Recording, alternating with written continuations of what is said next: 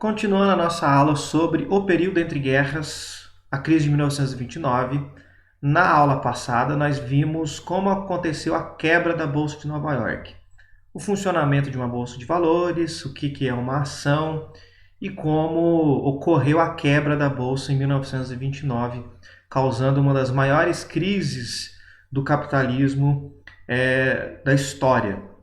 Aí na aula de hoje nós vamos ver a consequência da quebra da Bolsa de Nova York em 29. Ou seja, o que aconteceu logo após aquela famosa Quinta-feira Negra, onde a Bolsa de Valores quebrou. Bem, dá para se imaginar que foi um desastre total. Esse período pós a quebra da Bolsa de Valores ficou conhecido como a Grande Depressão. Vai ter um efeito devastador, evidentemente. E a consequência imediata vai ser uma diminuição muito grande do consumo, as pessoas agora estão sem dinheiro para comprar, consequentemente aumenta o desemprego. Aí eu repito aquilo que eu digo sempre, que é sempre bom lembrar, porque é bem básico. Quando nós temos um grande número de desempregados, essas pessoas param de receber o seu salário, consequentemente não terão dinheiro para consumir.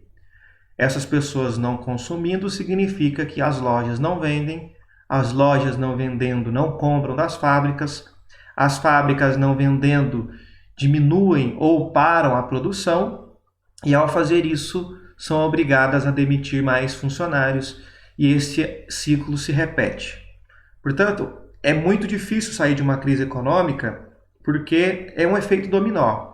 Uma coisa está ligada na outra. Mas quando está em queda, é difícil de segurar. Reverter essa situação para que esse ciclo deixe de cair e comece a subir é um grande desafio para quem está nos governos e para quem está comandando a economia. Sobretudo numa época em que eles tinham a mentalidade de que o Estado não deveria interferir na economia. Bem, aí está o grande desafio daquela época. Como que o sistema econômico vai se recuperar sozinho de uma crise deste tamanho? É um grande problema para eles resolverem. Só para vocês entenderem o grande desastre econômico que foi, a Ford, que nos anos 20 vendeu carro em grandíssima quantidade, parou de vender, parou de produzir e teve que vender o estoque de carros do seu pátio para sucata. Ninguém comprava mais carro, não tinha condições de comprar carro. Então precisaram vender para sucata o estoque de carro, parte do estoque de carro que eles tinham. No campo, as colheitas apodreceram. Não tinham condições de pagar pessoas para fazer a colheita e se fizessem a colheita não tinha para quem vender. As pessoas não tinham dinheiro para comprar. Então, os produtores deixaram a plantação no pé, onde ali mesmo apodreceu.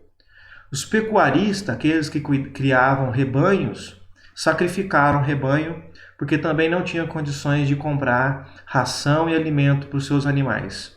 Então, sacrificavam os animais para que os animais não morressem de fome no pasto. Portanto, a situação vai ser desesperadora. Nós vamos ver um textinho que tem nos exercícios da página 53 da apostila. Acompanhe aí o textinho da página 53 e vocês vão perceber o quão desastroso foi essa crise. Vamos lá. Entre 1929 e 1933, o número de suicídios aumentou notavelmente em Nova York. Talvez tenha sido uma mera coincidência, isto é, que a maior crise econômica do mundo capitalista não possuísse relação direta com o súbito desinteresse pela existência manifestada pelos habitantes do coração financeiro do capitalismo mundial. No entanto, é provável que as falências, a ruína, a bancarrota de milhares de empresas, corretores de títulos, especuladores e o desespero de simples aplicadores de poupança na bolsa tenha influído nessa repentina falta de vontade de viver. E não era para menos. Durante os anos anteriores, com altos e baixos, é verdade, os negócios haviam sido tão febris quanto excelentes. As pessoas iam dormir apenas remediadas e acordavam milionárias. As jogadas especulativas permitiam que, em questão de horas, algumas ações tivessem suas cotações aumentadas em 20 ou 30%. O enriquecimento fácil e rápido era a ilusão de todos os norte-americanos. Então, gente, quando nós vemos aquela quantidade imensa de pessoas investindo na Bolsa de Valores, é como eu disse nas aulas anteriores. Por vários anos, a Bolsa só crescia e só dava excelentes resultados. A ponto, como nós vimos no texto, de pessoas que tinham uma vida tranquila economicamente, acordarem milionárias no dia seguinte por conta de um investimento que se fez na Bolsa de Valores. Portanto, isso atraía muitas pessoas. Quem não quer enriquecer rapidamente, tá certo? Embora a Bolsa seja um investimento de risco, naquele momento eles não percebiam risco, porque de fato por muito tempo esse risco não existia, não era visível esse risco. Então as pessoas investiam pesado na Bolsa de Valores. Fazia sentido investir na Bolsa de Valores. Não era um erro investir na Bolsa de Valores. Mas isso acabou trazendo um impacto muito grande, uma vez que essas mesmas pessoas que investiram serão as pessoas que serão afetadas com a crise. E, como nós vimos, uma das consequências mais terríveis foi o alto índice de suicídio em Nova York, que era o centro financeiro dos Estados Unidos, mas certamente ocorreu em todo o país dos Estados Unidos e até mesmo em outros lugares do mundo. E embora nós estamos ainda no início do século XX, nós já temos uma economia que começa a se globalizar, de forma que, ao quebrar um país, outros serão afetados também. Nós veremos na última parte dessa unidade que o Brasil será muito afetado pela crise de 29. Portanto, a crise não se restringiu aos Estados Unidos. Ela será uma crise mundial. Portanto, todo mundo capitalista sofreu com a crise de 29. E aí, nos próximos slides, nós vamos ver algumas imagens que retratam bem o que foi aquilo ali, que foi a quebra da Bolsa de Nova York. Então, os jornais dos próximos dias divulgando a quebra da Bolsa de Nova York e também o pânico da população que foi afetada com a crise. Aqui nós temos um exemplo de uma fila imensa de pessoas que estão para receber mantimento, receber uma tigela de sopa.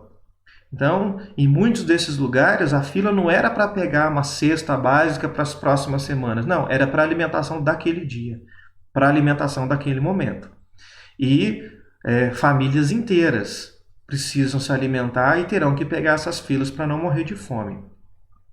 Aqui nós temos, por exemplo, uma mãe com seus 2 filhos que estão morando ali num barraco improvisado, porque muita gente perdeu a casa, teve que abandonar a casa, sair da casa porque não conseguiam sustentar a casa, a manutenção da casa, foram obrigados a deixar e construir barracos improvisados.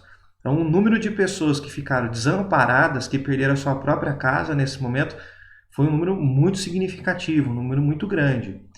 Então, começa a ficar exposto aquela mentalidade que nós vimos anteriormente do estilo de vida americano, do American Way of Life. Agora, aquela desigualdade que havia entre a classe trabalhadora, a classe operária, que desde os anos 20, nos anos dourados, na melhor época, já passava alguma dificuldade. Porque nos anos dourados, nós vimos também isso nas aulas passadas, que quem se beneficiou muito foi a elite dos Estados Unidos e a classe média. Mas a classe de trabalhadores, operários, passava bastante dificuldade, tá certo? E agora esse abismo começa a aumentar. A vida daqueles que eram mais ricas ficaram comprometida. Aí vocês imaginam como ficou a vida daqueles que já eram mais pobres, porque foram os primeiros a perder o emprego. O dono da fábrica, o dono da loja, certamente tinha ali uma reserva, tinha uma gordurinha ali de dinheiro para queimar, para gastar nos próximos meses.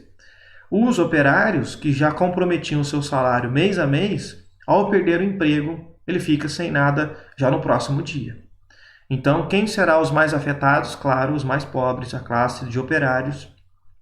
vai ser os mais afetados, mas a crise não deixou ninguém escapar. Aqui, para nós encerrarmos essa aula mais curtinha, é uma das imagens mais famosas do período, onde fica evidente o contraste do estilo de vida americana com a consequência da crise. Então nós temos aí um outdoor, essa placa gigante, que fica estampada, né, dizendo que não há um padrão mais elevado de vida no mundo do que o padrão de vida do norte-americano. Aqui nós temos na imagem do outdoor uma típica família americana dentro de um automóvel, aquela família tradicional, né, o pai, mãe, os filhos e o cachorrinho ali, aquela família tradicional, todos muito felizes, inclusive o cachorrinho está bastante feliz, numa vida próspera. Portanto, quem tem esse padrão de vida é muito feliz. E se você ainda não tem esse padrão de vida, você precisa buscar esse padrão de vida para ser feliz, para se enquadrar no padrão de vida do americano. No entanto, o que nós estamos enxergando aqui é uma fila de pessoas com cestos, baldes, com recipientes na mão para poder pegar alimento, com crianças, né, com idosos, todos aqui na fila para pegar alimento.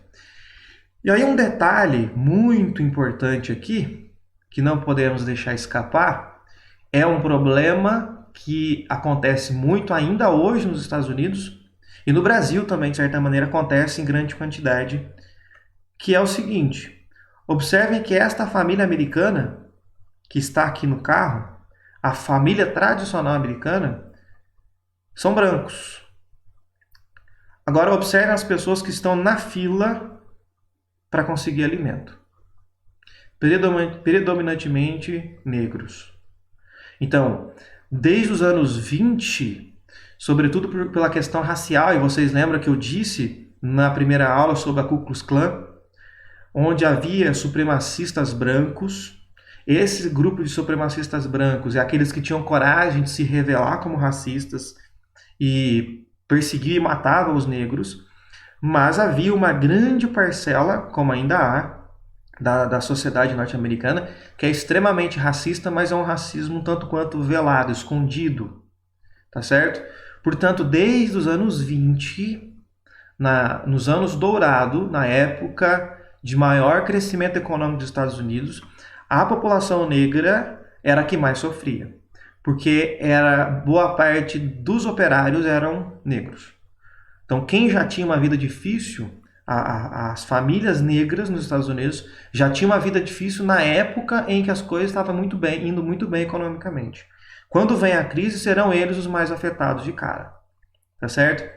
Então, veja que o padrão de vida norte-americano não era unanimidade, ele afetava apenas alguns, e também, é claro, começa a descancarar não só a besteira que era esse padrão de vida americano, essa propaganda que se fazia do estilo de vida americana, como também começa a aparecer as questões raciais, que já era grave e se tornará ainda mais grave nos anos futuros, tá certo? Então é um modelo que até hoje nós copiamos no sentido de atrelar a qualidade de vida, a felicidade relacionada ao consumo, e também é um problema que nós temos aqui com relação à diferença que há entre determinados grupos, tá certo? Pessoas de determinados grupos são muito mais afetados por crise do que outros, sofrem muito mais com crise do que outros. Isso não só é uma crise econômica de cara. Se nós pegarmos os dias de hoje com relação à pandemia que estamos vivendo, embora, por enquanto, se pegarmos o Brasil, por enquanto, o número de afetados ainda está concentrado numa classe média, foi muitos que viajaram para a Europa e trouxeram o vírus para cá, mas a tendência é que os mais afetados sejam de cara a população mais pobre. Aí no caso do Brasil, não se limitaria à população negra, mas às populações mais carentes de baixa renda. Tá certo? Então, aqui nós vimos como aconteceu a consequência da Grande Depressão. Na próxima aula, nós vamos ver como que o governo norte-americano vai tentar solucionar o problema dessa crise tão grave, que talvez seja a maior crise do capitalismo ou uma das maiores crises da história do capitalismo.